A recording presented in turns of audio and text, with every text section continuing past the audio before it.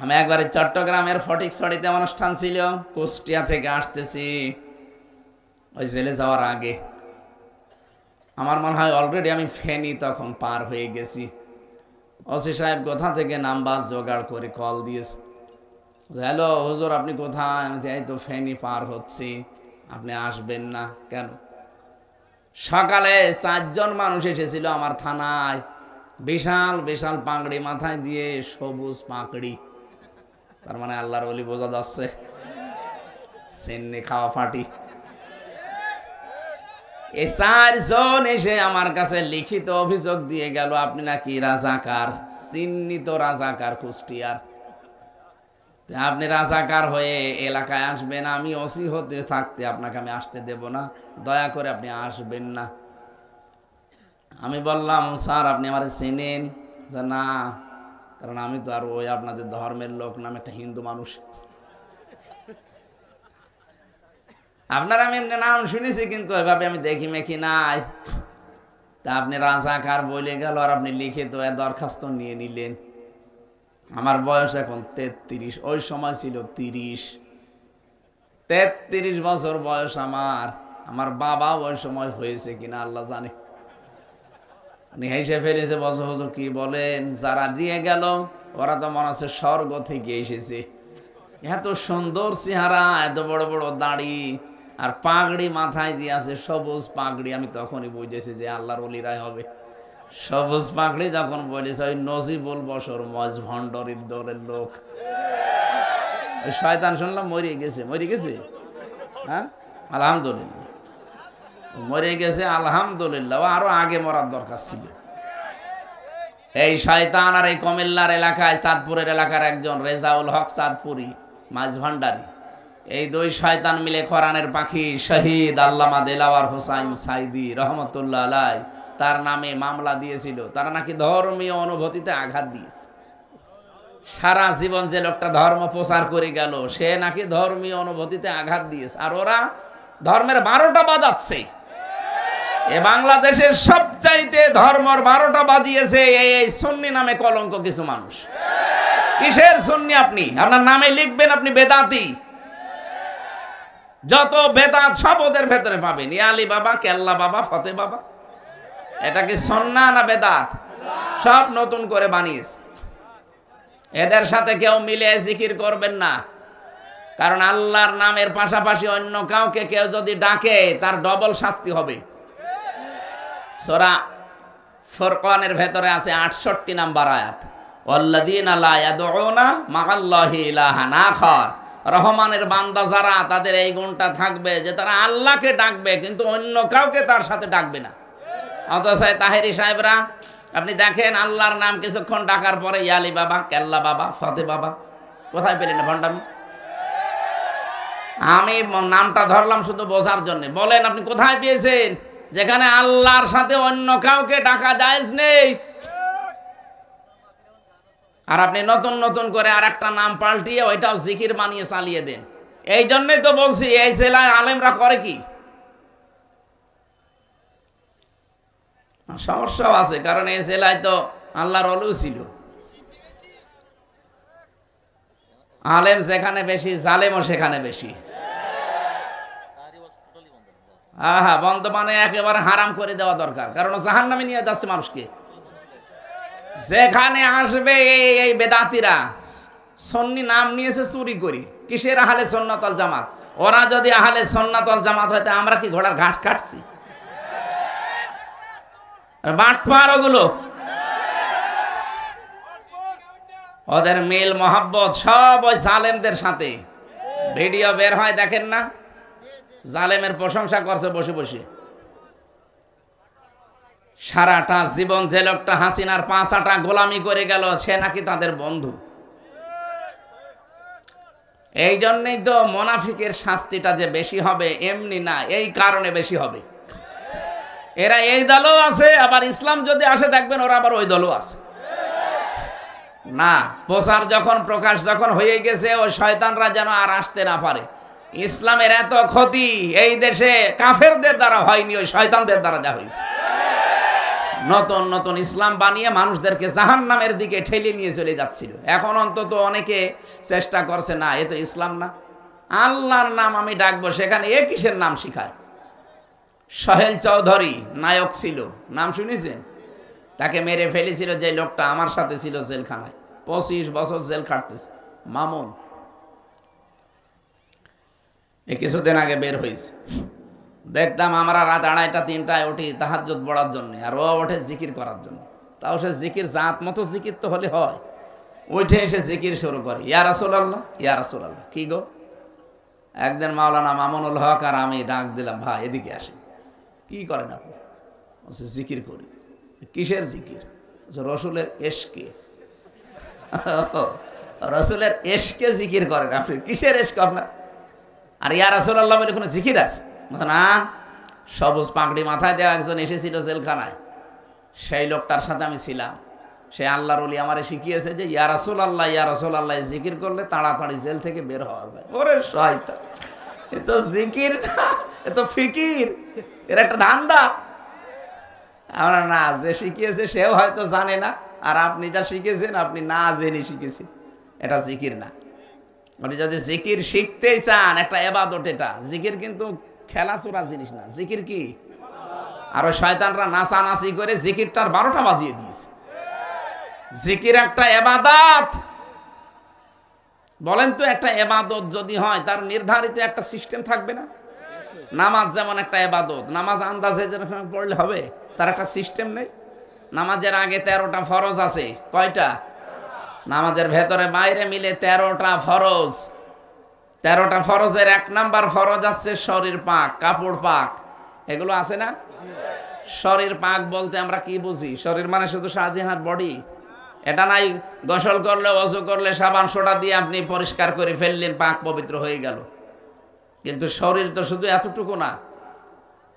আমার পরিবার একটা শরীর, আমার সমাজ একটা শরীর, এই বিশ্বটা একটা শরীর। এই জন্য নবীজি জানিয়েছেন তামাম দুনিয়ার মুসলমানেরা সব একটা শরীরের মতো। কোন জায়গায় যদি একটু কষ্ট হয়, সারা দুনিয়ার মানুষ যেন টের পায় যে হ্যাঁ অমুক জায়গায় আঘাত লেগেছে। আমার চোখে ব্যথা হলে পুরা শরীর টাটায় না? পুরা শরীর টের পেয়ে যায় না যে না অমুক জায়গায় ব্যথা?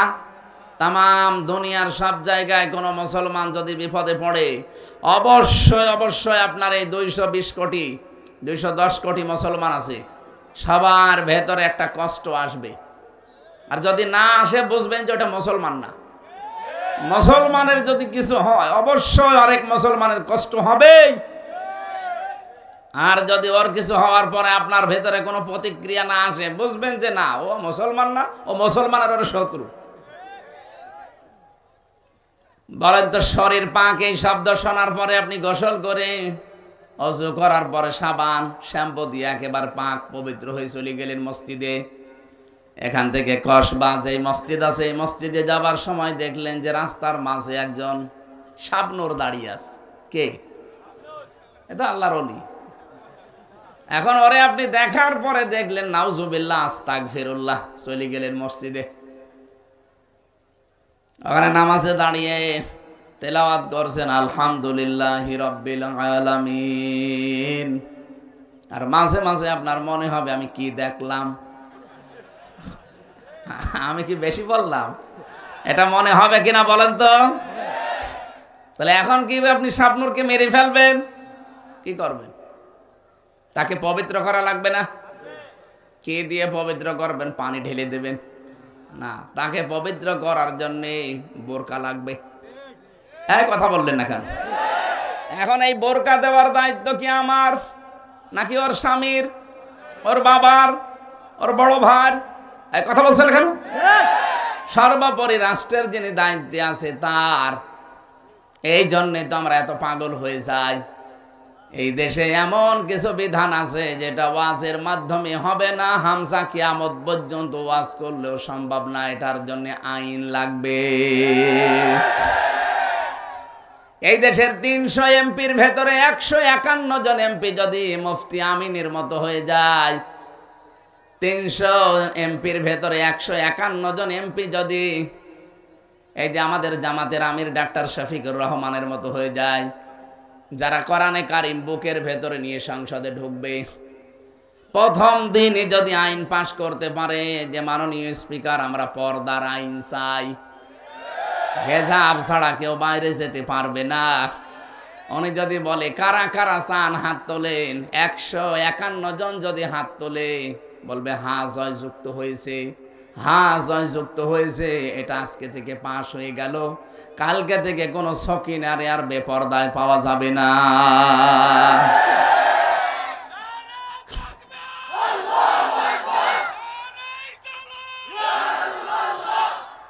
তো এইটাই তো আমরা চাচ্ছি।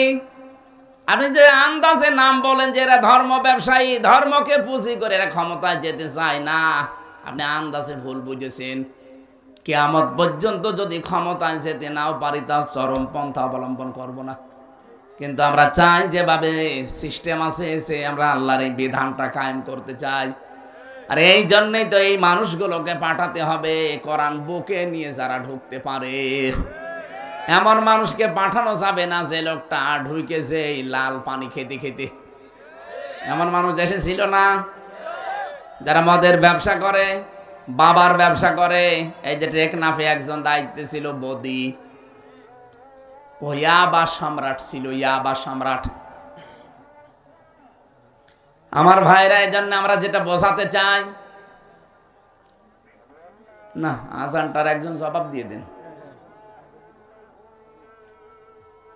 সুবহানাল্লাহ আলহামদুলিল্লাহ, মনে মনে জিকির করেন আর একজন জবাব দিন।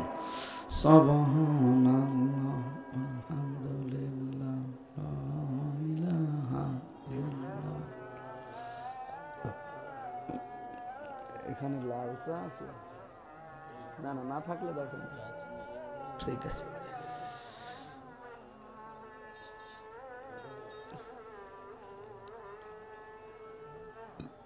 সুবহানাল্লাহ আলহামদুলিল্লাহ লা ইলাহা ইল্লাল্লাহ। সুবহানাল্লাহ আলহামদুলিল্লাহ। সুবহানাল্লাহ আলহামদুলিল্লাহ লা ইলাহা ইল্লাল্লাহ লা ইলাহা ইল্লাল্লাহ মুহাম্মাদুর রাসূলুল্লাহ। আল্লাহুম্মা সাল্লি আলা সাইয়্যিদিনা মাওলানা মুহাম্মাদ ওয়া আলা আলি সাইয়্যিদিনা মাওলানা মুহাম্মাদ। সুবহানাল্লাহ আলহামদুলিল্লাহ। এইদিকে সুবহানাল্লাহ আলহামদুলিল্লাহ লা ইলাহা ইল্লাল্লাহ। সুবহানাল্লাহ আলহামদুলিল্লাহ।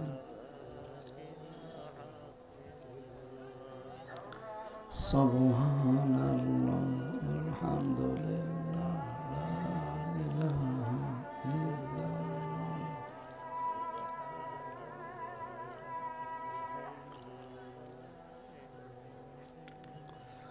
লা ইলাহা ইল্লাল্লাহ মুহাম্মাদুর রাসূলুল্লাহ। দরুদ শরীফ পড়েন। আল্লাহুম্মা সাল্লি আলা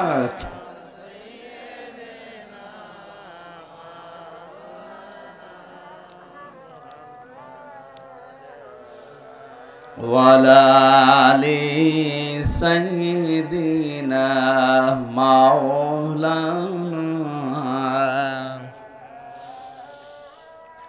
সুবহানাল্লাহ আলহামদুলিল্লাহ লা ইলাহা ইল্লাল্লাহ লা ইলাহা ইল্লাল্লাহ মুহাম্মাদুর রাসূলুল্লাহ। আমার ভাইরা, আমি কোরআনে কারীম হক আদায় করে পড়ার যে শর্তগুলো লাগিয়েছিলাম, এটাকে আমি বানিয়ে বানিয়ে লাগিয়েছি? বলেন। শুদ্ধ করে পড়তে হবে, 2 নম্বরে বসতে হবে, 3 নম্বরে আপনাকে এটা মানতে হবে। আরে মানার জন্য আমি বারবার চেষ্টা চালাচ্ছি। এই দেশে যারা একামতে দিনের দায়িত্ব পালন করে মন থেকে, আমি আবার বলছি, যারা মন থেকে একামতে দিনের দায়িত্ব পালন করে লোক দেখানোর জন্য না, আপনি দেখবেন এই মানুষগুলো এইটাই চায় যে আমি কি করে কোরআনের বিধান মানতে পারি। এমন একটা পরিবার, এমন একটা সমাজ, এমন একটা রাষ্ট্র আমরা তৈরি করতে চাই যেখানে কোরআনের বিধান মানা যায়। এটা যদি কেউ রাজনীতি মনে করেন, হ্যাঁ এটাই আমার রাজনীতি। আমি তো চাই এদেশের 18 কোটি মানুষ আল্লাহর বিধানগুলো মেনে চলুক। আমি নিজে শুধু মেনে চলবো না, আমি এটা মানতে চাই এবং মানাতে চাই। আল্লামা আহমেদ শফি যতদিন পর্যন্ত নিজে পড়েছেন, বুঝেছেন, মেনেছেন, কিছুই হইতো না। যেই বলেছে না আমি এটা মানাতে চাই, এই দেশে নবীর বিরুদ্ধে কেউ যদি কথা বলে টিকে থাকতে না পারে, আমরা ফাঁসি চাই, তখনই তাকে শাপলা চত্বরে হাজার হাজার মানুষের জীবন দেওয়া লেগেছে। কথা বলেন ঠিক কিনা? আল্লামা দেলাওয়ার হোসাইন সাইদি সহ যত মানুষ এই দেশ থেকে অন্তত এই ফ্যাসিস্ট সরকারের আজমে বিদায় নিল, আপনি বলেন তো তারা যদি সারা জীবন কোরআন পড়তো, কোরআন বুঝতো, নিজেরা যতটুকু আছে মানতো, কিচ্ছু হইতো না তাদের। বলেন, যেই বলেছে না আমি মানতে চাই, সুতরাং আমি মানাতে চাই এই দেশের মানুষকে, তখনই তারা 13 বছর আটক করে রেখেছে। আমারও প্রথম দিন অফার দিয়েছিল, যেই দিন ধরে ওই দিনের পরের দিনে রিমান্ড দিয়েছে। রিমান্ডে আমারে বলেছে দেখেন যা যা বলতে বলি এইগুলো বলবেন, আর আমরা যেগুলো বলি এইগুলো বাইরে যে বলবেন, আপনাকে কালকেই ছেড়ে দেব না। এত 5-8টা গোলাম এখনো আমি হয়নি। আপনি যা যা শিখিয়ে দেবেন এইগুলো সব দেশের বিরুদ্ধে, আকিস গ্রুপের বিরুদ্ধে, জামাত ইসলামের বিরুদ্ধে। কোন কারণে আমি বলতে যাব? যদি না বলেন তাহলে আপনার বউ তুলে নিয়ে আনবো। এত নিচে নেমেছিল এই শয়তান, না এই মানুষ মানবরূপী শয়তানগুলো এত নিচে নেমেছিল। আমার ভাইরা, এই জন্য এই জেলায় যারা আলেম আছেন মনে করছেন আমি এত সুন্দর করে কোরআন শরীফ পড়ি আমার হক আদায় হয় না, না হয় না। আপনাকে শুদ্ধ করে তো পড়া লাগবে। আপনি একটা মানলেন, 2 নাম্বার আপনাকে বুঝতে হবে, আপনি বোঝেন ও কম বেশি। 3 নাম্বার আপনাকে মানতে হবে, আপনি মানতে পারছেন। আপনি পরিবারে কোরআন মানেন, সমাজে মানেন, আপনি কি অর্থনীতিতে কোরআন মানতে পারছেন? সেখানে তো ব্যাংকিং ব্যবস্থা এমন তৈরি করা আছে যা সুদ দিয়ে চলে। এটা আপনার ওয়াজে বন্ধ হবে না, এটা বন্ধ হওয়ার জন্য আইন তৈরি করা লাগবে। অর্থনীতি ইসলামে নেই, এক কথা বলেন না কেন? এটা একটা ইবাদত, অনেকে জানেই না। এর ভেতরে যে কতগুলো নিয়ম নীতি আছে ব্যবসা করার জন্য। নবীজি নিজে যেহেতু ব্যবসা করেছেন, এই যে মুদারাবা বলা হয়, মুদারাবার কি কনসেপ্ট কি? একজন টাকা দেবে আর একজন শ্রম দেবে। খাদিজাতুল কুবরা রাদিয়াল্লাহু তাআলা আনহা তিনি অর্থ দিয়েছিলেন, মুহাম্মাদুর রাসূলুল্লাহ শ্রম দিয়েছিল। এইটাই তো মুদারাবা বলে। কোন ব্যাংকে এই ব্যবসা এভাবে করে আপনি বলেন? যদি করে কোনো ব্যাংক, আপনি তার সাথে কারবার করবেন। আর এটা করার জন্য শুধু ওয়াজ করলে হয় না, এটার জন্য আইন পাশ করা লাগে। সুদ ভিত্তিক অর্থনীতিগুলো চলছে, ব্যাংকিং ব্যবস্থা চলছে। আপনি যদি সেখানে যে আয়াত পড়ে বলেন সুবহানাল্লাহ, সুবহানাল্লাহ, হবে? নবীজি নিজে 13 বছর মক্কায় নামাজ পড়েছিলেন। কত বছর? 13টা বছর। বলেন তো কাবা শরীফ ওই সময় 360টা মূর্তি ছিল না? উনি যে 360টা মূর্তির সামনে নিয়ে 13টা বছর উনি মক্কায় থাকতে নামাজ পড়লেন। ওনার নামাজ হওয়ার কথা। কি মনে হয় আপনার নামাজ হওয়ার কথা?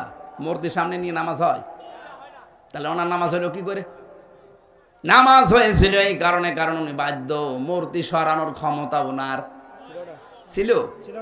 ওই নবী মদিনায় যে রাষ্ট্র ক্ষমতা হাতে পেয়ে যখন মক্কা বিজয় করলেন, তখন একটা একটা করে মূর্তিগুলো সব ভেঙ্গে ভেতর থেকে ফেলে পুরা পরিষ্কার করলেন। এবার নামাজ পড়েছিলেন না পড়েন নাই?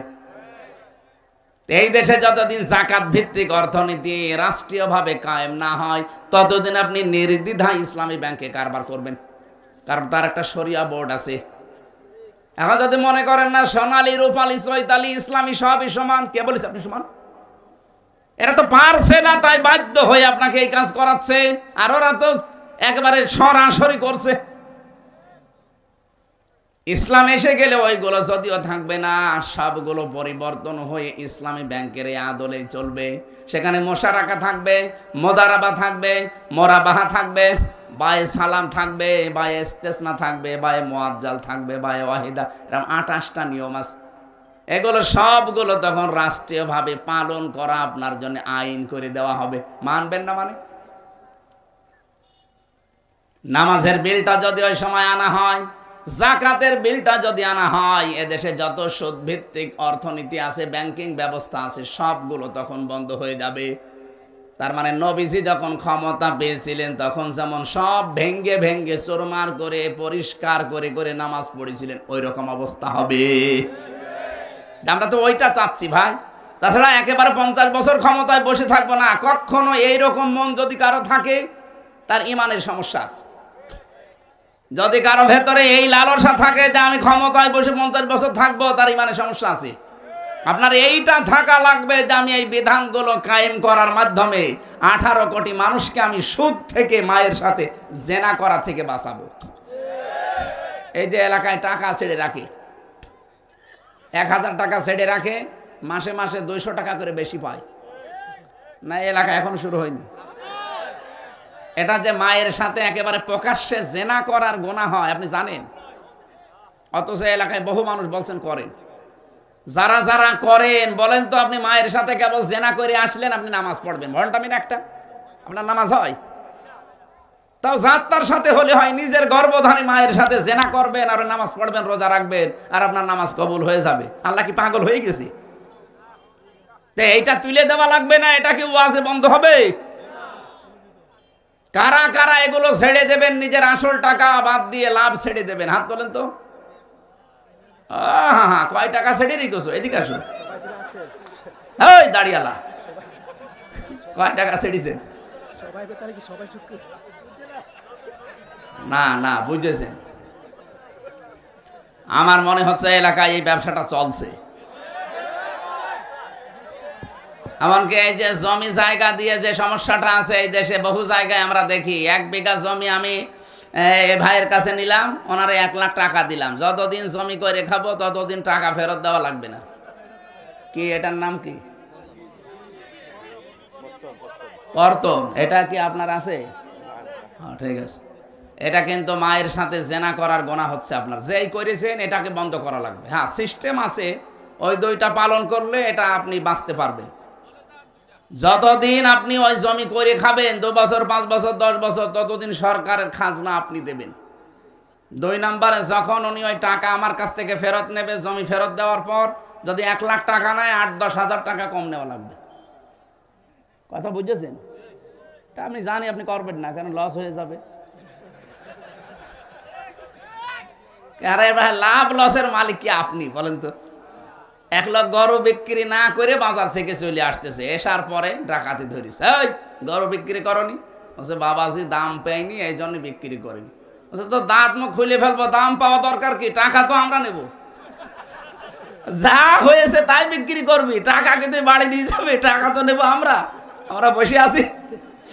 লাভ লসের মালিক কে? আপনি কে বলেন? সুতরাং আপনারা এই যে ভয় দেখাচ্ছেন যে না লস হয়ে যাবে এরকম করলে, আরে সিস্টেম দিয়েছে আল্লাহ, লাভ লসের মালিকও আল্লাহ, আপনার অসুবিধা কি? সুতরাং এরকম যারা আছেন আপনি ছেড়ে দেবেন ভাই। এই এলাকায় মনে হয় হবে না, কারণ এটা আইন লাগে। বাবা শাহজালাল যত কিছুই বুঝিয়ে দিয়ে এখান থেকে যাওয়ার সময় যা ছিল তাই হয়ে যাবে। সুলাইমান নবী একবার জিনদেরকে বলেছিলেন, আজকের এই আয়াতের তাফসিরে আছে, উনি জিনদেরকে বলেছিলেন জিনেরা একটা মসজিদ বানাও। ওরা মসজিদ বানানোর পরে আবার গোড়া থেকে ভাঙা আরম্ভ করেছে। সুলাইমান নবী এসে দেখে পুরা মসজিদ শেষ। কই মসজিদ বানিয়েছিলাম আবার ভেঙে ফেলেছি। কেন? আপনি তো বলেননি যে মসজিদ বানানোর পরে কি করা লাগবে। দেখলাম কাজ কাম নেই, আবার শুরু করি। উনি বললেন ঠিক আছে, মসজিদ বানাও, আর আমি যতদিন ফিরে না আসি ততদিন একটা কুকুরের লেজ সোজা করো। ওরা ঠিক মসজিদ বানানো কমপ্লিট করে একটা কুকুর ধরে এনে লেজ ধরে টানাটানি করে, লম্বা হয়ে যায়, যে ছেড়ে দেয় আবার কাছে যায়। কি গো, কি কুকুর? তেল মোবাইল নিয়ে আয়, তেল মোবাইল নিয়ে টানাটানি করে, যেই টানে লম্বা হয়, ছেড়ে দেয়, কাছে যায়, না এ হবে না। বাঁশ নিয়ে জায়গা মতো বাঁশ দিয়ে টাইট করে বেঁধে রাখ, 2-3 দিন একাধারে বেঁধে রেখেছে, সোজা হয়ে গেছে, যেই খুলে দিয়েছে আবার যাচ্ছিল। সুলাইমান নবী এসে দেখছে ওরা টানাটানিতে ব্যস্ত। কি হুজুর, কি কুকুর? এ তো ডিজিটাল কুকুর। এত করে আমরা টানাটানি করি, মনে হয় যে লম্বা হয়ে গেল, যেই ছেড়ে দে আবার যাচ্ছিল। তাই এই 15.5 বছরে আমরা এরকম একটা কুকুর পেয়েছিলাম, যত টানি দেখে হ্যাঁ ঠিক হয়ে গেল, যেই ছেড়ে দিয়ে যা আবার যাচ্ছিল। তাই আল্লাহ যাক আমাদেরকে বাঁচিয়েছেন কুকুর থেকে। আপনি আবার কুকুর বললাম বলে মনে করি না যারা পালিয়ে গেছে আমি ওদের বলছি। ছিল, এই দেশে ছিল না? জনগণ বহু চেষ্টা চালিয়েছিল, অনেকে জীবন পর্যন্ত দিয়ে চেষ্টা চালিয়েছে যে দেখি হয় কিনা। না, কুকুরের লেজ যেমন ওদের স্বভাবও সেরকম, পাল্টাতে পারেনি মানুষগুলো। তা আমরা মনে হয় এখানে যে অবস্থা দেখলাম, আপনারা এই সুদ ছাড়তে পারবেন না যতদিন যাকাত ভিত্তিক অর্থনীতি কায়েম না হয়। এই জন্য আমরা যারা কোরআন শুধু পড়ছি, এই জেলায় বহু মানুষ আছে শুধু শুদ্ধ করে পড়ে, শুধু বোঝে, শুধু নিজে মানে না। আরে ভাই, এটা মানাতে হবে। নবীজি যেই বলেছে আমি এটা মানাতে চাই এই আরব জাহানে, তখনই তাকে দেশ থেকে তাড়িয়ে দিয়েছে। তখন 82 বার তাকে হত্যার চেষ্টা চালিয়েছে ইহুদিরা। কতবার? 82 বার। এই জন্য আমাদের দেশে আমরা যারা সত্যিকারের অর্থে কোরআন শুদ্ধ করে পড়ি, যারা বুঝি, যারা নিজেরা মানি, আর যারা বলি না আমি একা মানবো না, আমি মানাতে চাই, তখনই তাদের নামে উল্টাপাল্টা কথা আমরা জারি হতে দেখি। যত কিছু জারি করেন না কেন, এই দেশে আমরা কোরআন শুধু নিজে মানবো না, আমরা মানাতে চাই। কথা বলেন না কেন? এবার আমরা দেখতে চাই যে 56,000 বর্গ মাইল আল্লাহর কালাম দিয়ে চলছে, আর এটা সামনে আমার মনে হচ্ছে যে সম্ভব। আজকে আমি বিমানবন্দরে, ওরা হেলিকপ্টারে আমার নিয়েছিল ফরিদপুরে, ওখান থেকে এখানে নামিয়ে দিয়ে গেল। যাওয়ার সময় পাইলট আমারে বলছিল, যেহেতু দৃশ্য সারা দেশেই তো ঘুরছি, যা দেখছি, ইসলামের একটা গণজোয়ার আরম্ভ হয়েছে, মানুষের ভেতরে যে প্রতিক্রিয়া দেখছি, এবং আমরা রিপোর্টগুলো, আন্তর্জাতিক রিপোর্ট আমরা দেখি। আগস্টের 5 তারিখের আগে মাত্র 100 জনের 15 জন মানুষ চাইতো এদেশে কোরআনের বিধান কায়েম হোক, আল্লাহর বিধান দিয়ে এদেশটা চলুক। মাত্র 100 জনের কয়জন? অথচ এই যে এই জানুয়ারি 1 তারিখে একটা রিপোর্ট পেয়েছে, উনি বললো যে আমরা দেখতে পেলাম এই দেশে এখন 100 জনের 58 জন মানুষ চাচ্ছে ইসলাম এদেশে কায়েম হোক।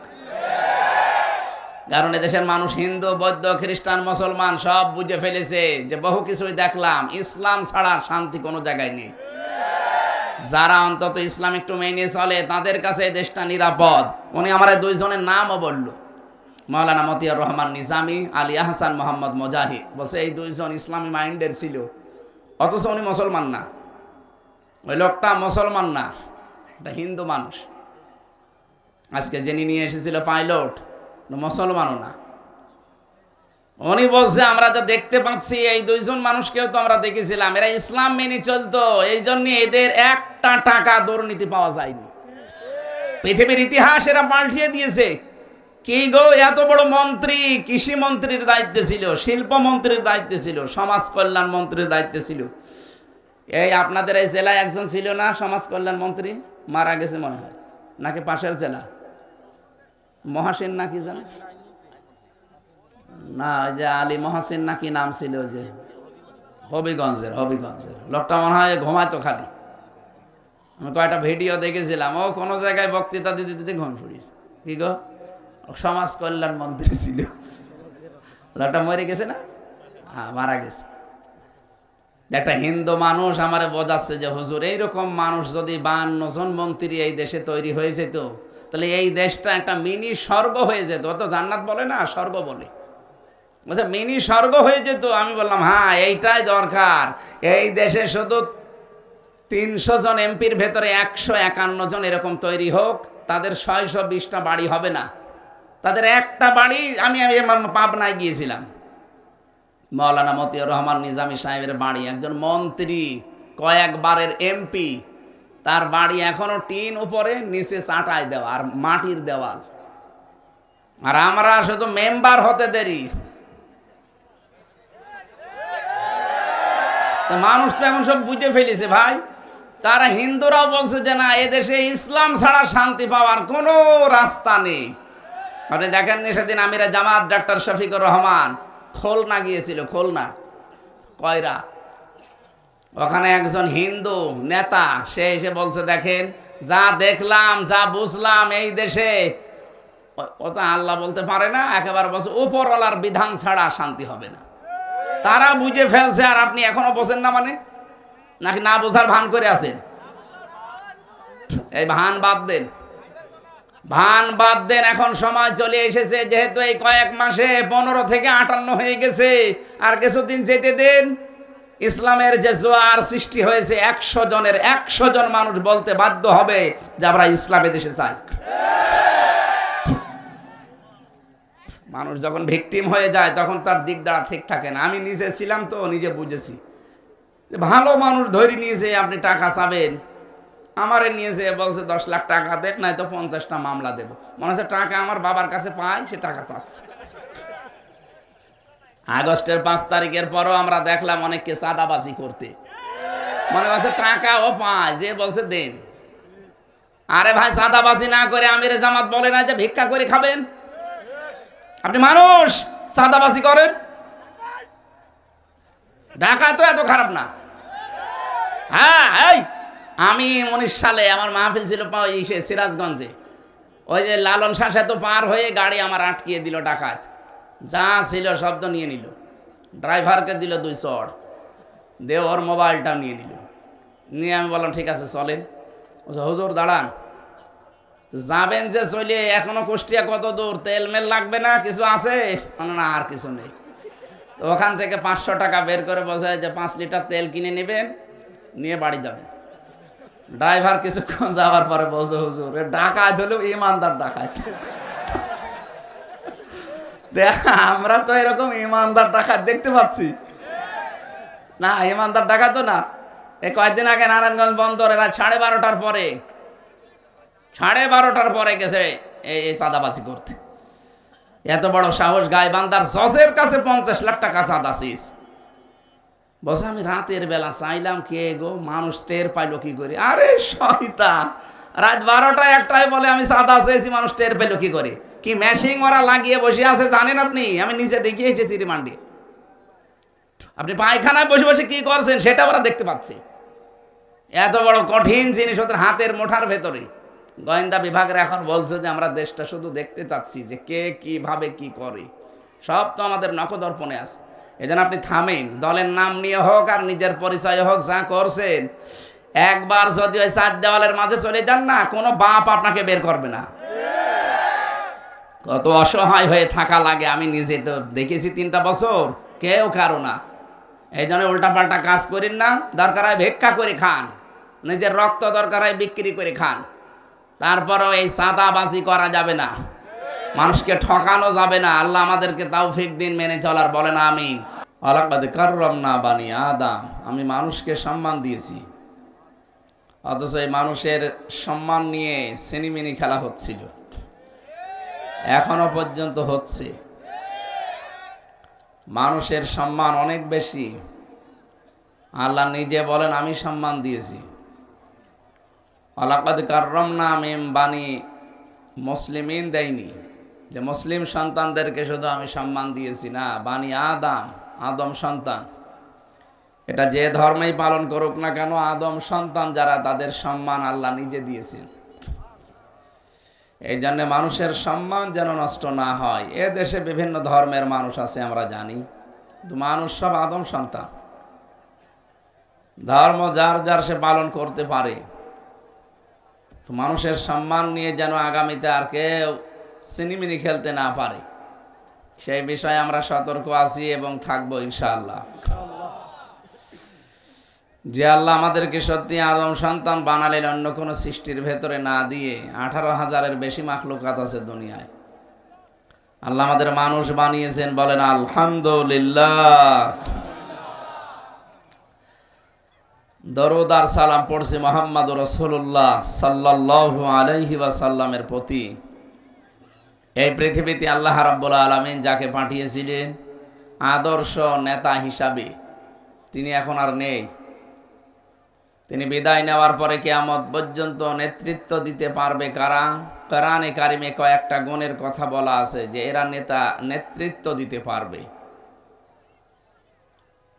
এক নম্বরে নেতা হওয়ার জন্য শর্ত হচ্ছে আপনাকে জ্ঞানী হওয়া লাগবে। কোন জ্ঞান? আল্লাহ যে জ্ঞান পাঠিয়েছেন ওই জ্ঞানে জ্ঞানী হওয়া লাগবে, তার মানে কোরআনে কারিম। এই বিষয়ে জ্ঞান না থাকার কারণে আজ অনেক মানুষ ভুলভাল বকতেছে। ওয়ালা তাকফু মা লাইসা লাকা বিহি ইলমুন। আল্লাহ বলেন যে বিষয়ে জানো না মুখ খুলবা না। আর বাংলাদেশে এই রোগটা বেশি, যেটা জানে না ওইটার বিষয়ে কথা বেশি বলে। এই কয়েকদিন ধরে আমরা দেখতে পাচ্ছি অনেকে এমন এমন কথা বলছে, অথচ তার পেটে বোম মারবেন সারা ইখলাস শুদ্ধ করে বলতে পারবে না। তারা ফতোয়া দিচ্ছে যে কোরআনে কারিমে রাজনীতি নেই। নাউজুবিল্লাহি মিন যালিক। আপনি কোরআন কি জানেন? কোরআন লিখতে হয় কি করে তা জানেন? হ্যাঁ, কোরআনে কারিম মানে কি আপনি তা জানেন? আপনি যে ফতোয়া দিয়ে দিলেন যে কোরআনে রাজনীতি নেই, যার ওপরে নাজিল হয়েছিল সেই মুহাম্মদ রাসূলুল্লাহ রাজনীতি করেছেন না করেননি? শুধু করেননি, তিনি রাষ্ট্রপতি ছিলেন। রাষ্ট্রপতি হয়েছেন 1-2 দিন 5 দিনের জন্য, 10 বছর। কতদিন? এগুলো কি সব বানানো কথা? আপনি কোন কারণে বলেন যে কোরআনে রাজনীতি নেই? ধর্ম ব্যবসায়ী যারা, এরা ধর্মের নামে ব্যবসা করে। নাউজুবিল্লাহি মিন যালিক। এই কথাগুলো বুঝে হোক না বুঝে হোক যারা বলেছেন তাদের ঈমান চলে গেছে। কারণ আপনি সরাসরি হাত দিয়েছেন নবীর ওয়ারিসদের গায়ে। আলেম ওলামা শুধু আলেম ওলামা নয়, এরা সরাসরি নবীর উত্তরাধিকারী। আল ওলামা ওয়ারাসাতুল আম্বিয়া। সুতরাং এ বিষয়ে আমাদের সতর্ক থাকা দরকার। যারা এগুলো করছে নিজের দুনিয়া আখিরাত সব নষ্ট করে ফেলছে। হাজারো মানুষের ভেতরে প্রতিক্রিয়া দেখা দিচ্ছে, আপনার প্রতি খারাপ ধারণা করছে মানুষ যে এটা মানুষ নাকি অন্য কিছু। আপনাদের জেলাতে একজনের নাম আমরা সারা বাংলাদেশে শুনতাম, শুধু আলেমদের বিরুদ্ধে যাবার কারণে, মুক্তাদির নাকি যেন নাম, মানে আলেম বিরোধী ছিলেন। এক শ্রেণীর আলেমদেরকে ইনি বিরোধিতা করতেন। এই কারণে সারা দেশের ভেতরে যেভাবেই হোক তার নাম প্রচার হয়ে গেছে যে লোকটা আলেম বিদ্বেষী। এখন আবার নতুন করে কোনো মানুষ যদি ওই জালেমদের মতো আরম্ভ করে, কালকে একজনের বক্তব্য শুনলাম, সে বলতেছে যে 15 বছর কোরআনের অনুষ্ঠান করতে যেমন অনুমতি লেগেছে, আগামীতে আমরা যদি আসতে পারি এভাবে অনুমতি না একেবারে বন্ধই করে দেব। আপনি এগুলো করতেন যে পরে বলতে পারতেন না, এখনই বলে দিলেন, মানুষ তো সব বুঝে ফেলবে। মানুষ বুঝে ফেলবে না তো এইগুলো তো এখনই বলে দেওয়া ঠিক হচ্ছে না। আপনারা করবেন আমরাও জানি, তো এগুলো পরে, এখনই বলার দরকার নেই। আগে অন্তত বসে নিন। না বসতে যদি সবই ফাঁস করে দিন তো মানুষ এমনিই তো বুঝে ফেলছে অনেক কিছু, আবার বুঝেও ফেলছে, বুঝে ফেলবেও। এই জন্যে মনের ভেতরে যা আছে এটা যেন থাকে। আর আমরা তো দেখতে পাচ্ছি এই মজলুম সংগঠন, ওইটা শহীদ প্রেসিডেন্ট জিয়াউর রহমানের হাতে গড়া, তিল তিল করে বাংলাদেশ স্বাধীন হওয়ার প্রায় 6-7 বছর পরে এ দলের জন্ম। দলের জন্ম 78 সালে না? 71 সালে স্বাধীন হলে 78 কয় বছর হয়? 6 বছর। কত? 72, 73, 74, 75, 76, 77, 78, 6-7 বছর পরে এই জন্ম।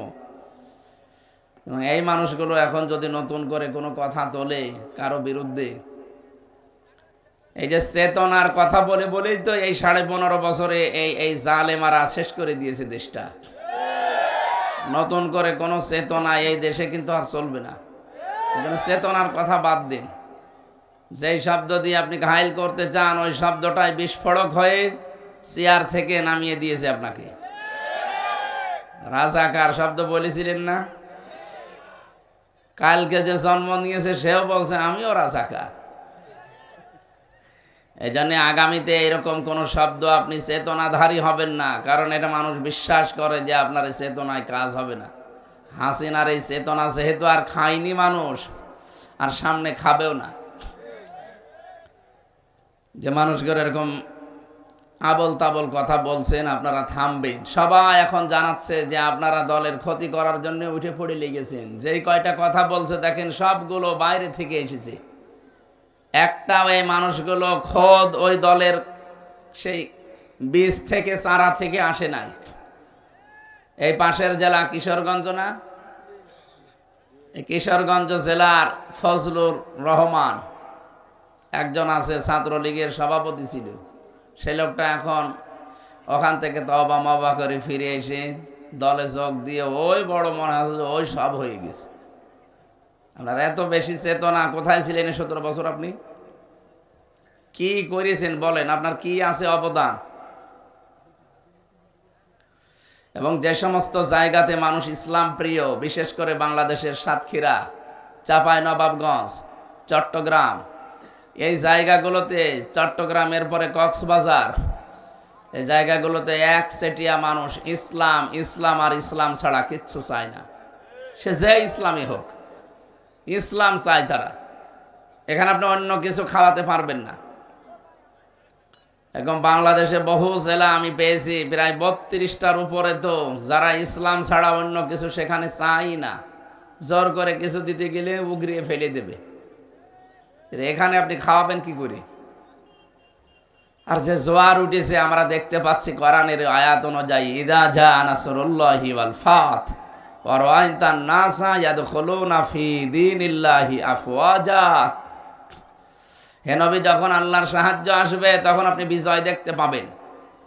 আর বিজয় দেখতে পাওয়ার পরেই কয়েকটা জিনিস সামনে আপনার ভেসে উঠবে। তার এক নম্বরে আপনি দেখতে পাবেন অরাআইতান নাসা ইয়াদখুলুনা ফি দীনিল্লাহি আফওয়াজা, দলে দলে পালে পালে মানুষ ইসলামে প্রবেশ করছে। আপনি আগস্ট মাসের 5 তারিখের আগ পর্যন্ত এই দেশের জরিপ দেখেন। যারা জরিপ ছাপায় তারা তো আর আন্দাজে কিছু করেনি, অন্তত হালকা পাতলা কিছু পেয়েছি।